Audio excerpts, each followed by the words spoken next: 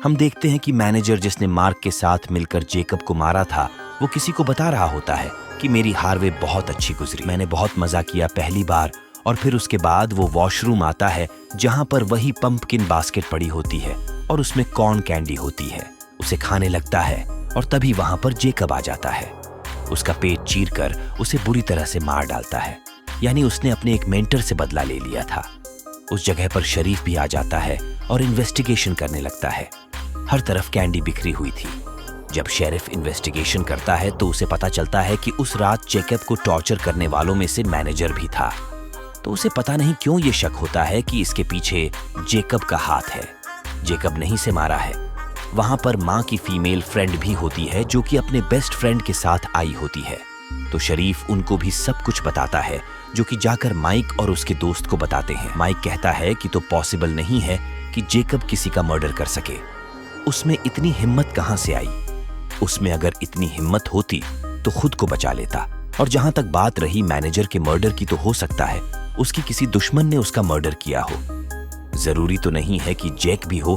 तो बाकी सब लोग भी इस बात को मानने पर तैयार हो जाते हैं। लेकिन जैसे ही वो लोग माइक की तो उसके घर से जाते हैं, अपने घर वो आगे बढ़कर देखता है तो उसे भी वही पंपकिन बास्केट दिखाई देती है। वो बहुत हैरान होता है कि ये यहाँ पर कैसे आ गई और इसी हैरानी में उस पर अटैक कर देता है। वो उसे दीवार के साथ लगाकर अपने हाथ से उसकी स्पाइनल कॉर्ड यानी रीढ़ की हड्डी खींच लेता है, जिससे उसकी फौरन डेथ हो जाती है। दूसरी तरफ हम देखते हैं कि शेरिफ को पूरा शक होता है कि ये मर्डर कभी कर रहा है, तो दोबारा से उस फेस्टिवल के पास जाता है।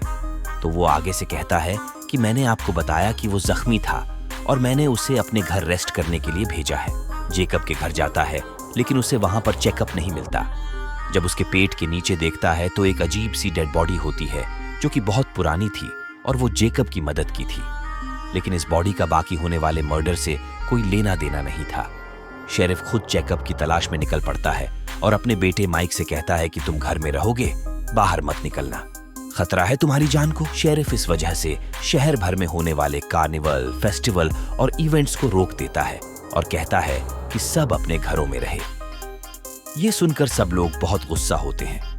उस फेस्टिवल के ऑनर का जो स्टाफ था वो भी उस पर गुस्सा होता है कि कुछ न कुछ तो है जो आप हमसे छुपा रहे हैं और ये शायद आपकी वजह से हो रहा है। अब हम कमाएंगे किस तरह? तभी उनमें से एक आदमी जिसका नाम बिशप होता है उस फेस्टिवल के ऑनर से मिलता है और कहता है कि क्या तुम कह रहे हो?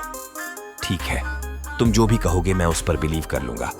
तो ऑनर कहता है कि बिल्कुल ठीक कर रहा हूं मैं। हम जैसे लोग, हम जैसे छोटे लोग हमेशा टॉर्चर होते आए हैं और माइक जैसे बड़े लोग हमें टॉर्चर करते आए हैं।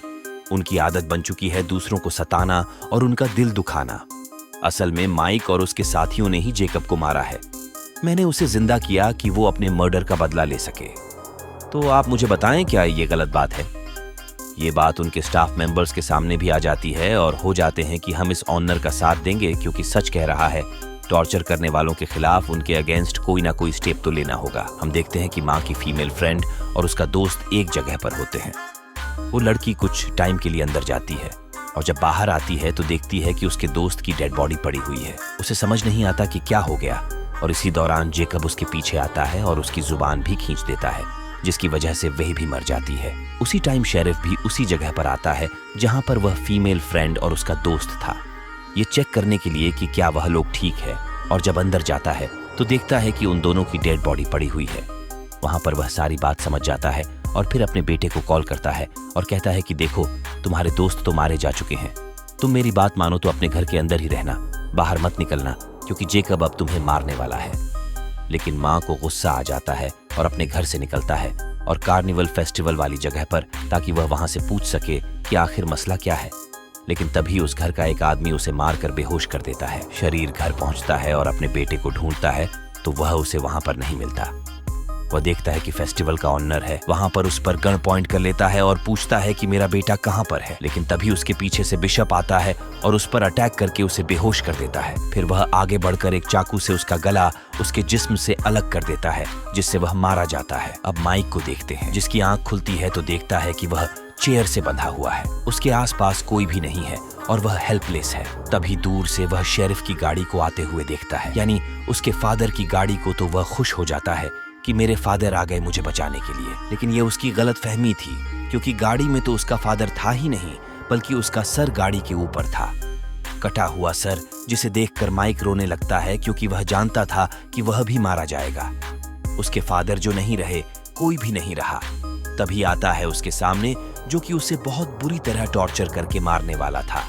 उसके दोनों बाजू उसके जिस्म से अलग कर देता है और फिर एक एक करके उसके सारे दांत निकाल देता है और इसी तरह उसे टॉर्चर करके उसे मार डालता है। चेंज होता है और हम उस फेस्टिवल के ऑनर को देखते हैं जो कि किसी दूसरे शहर में अपना शो कर रहा होता है। वहां पर एक लड़की को एक नेकलेस देता है जो कि मार्क के दांतों से बना हुआ था और उसे बता रहा होता है चेकअप के बारे में। तो वह लड़की कहती है कि मुझे इस बात पर यकीन नहीं है कि वह कैसे जिंदा हो गया और कैसे लोगों को मारता है। मूवी के लास्ट सीन में हम देखते हैं कि जेकब अपने घर में वही मास्क पहने बैठा होता है और वह अपनी फेवरेट कैंडी खा रहा होता है और इसी के साथ ही मूवी खत्म हो जाती है। Thank you.